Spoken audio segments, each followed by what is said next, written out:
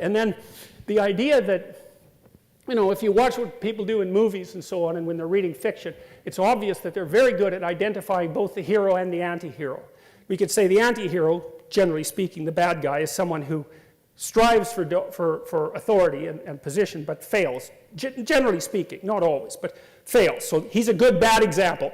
You take a kid to a good guy, bad guy movie, the kid figures out pretty fast that he's not supposed to be the bad guy. And figures out very quickly to zero in on the good guy.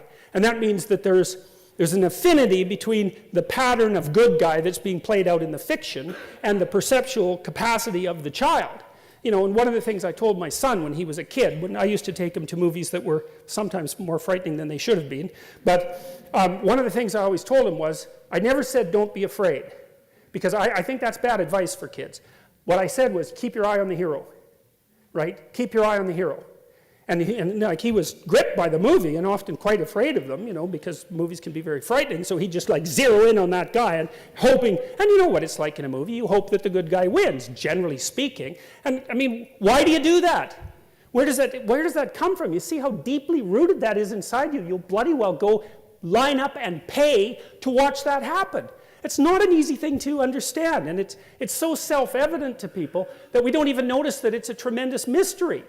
And so, is it so unreasonable to think that we would have actually, over the millennia, come to some sort of collective conclusion about what the best of the best guys are, best of the good guys are, and what the worst of the bad guys are? And to me, archetypically speaking, thinking of that as the hostile brothers, so that's Christ and Satan, or Cain and Abel, for example, very common mythological motif, the hostile brothers, it's like, those are archetypes. It's like the Satan, for example, is by definition the worst that a person can be.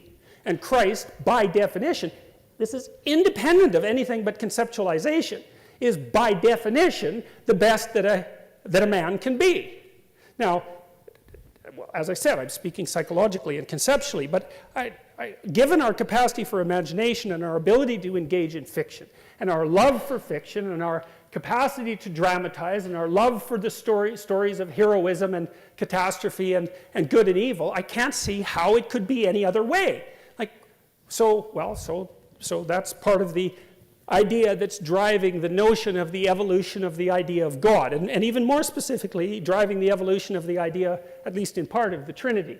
So God is an abstracted ideal formulated in large part to dissociate the ideal from any particular incarnation or man or any ruler. And there's another rule in the biblical stories, which is that when the actual ruler, I mentioned this before, when the actual ruler becomes confused with the abstracted ideal, then the state immediately turns into a tyranny and the whole bloody thing collapses. So the idea is so sophisticated. One of the things that we figured out, and this was a hard thing to figure out, was that you had to take the abstraction and divorce it from any particular power structure, and then think about it as something that existed as an abstraction, but a real thing, right? Real in that it governed your behavior, in everyone's behavior, including the damn king. The king was responsible to the abstracted ideal. Man, that is such an impossible ideal. Why would have they agreed to that 5,000 years ago? But one of the things you see continually happening in the Old Testament is that as soon as the Israelite, for example, the Israelite kings become almighty, the real God comes along and just cuts them into pieces, and then the whole bloody state falls apart for hundreds of years. It's I think that's a lesson that we have not thoroughly, consciously yet learned. It's still implicit in the narratives. We still haven't figured out why that's the case. Well, again, I think that's a real hard argument to dispense with.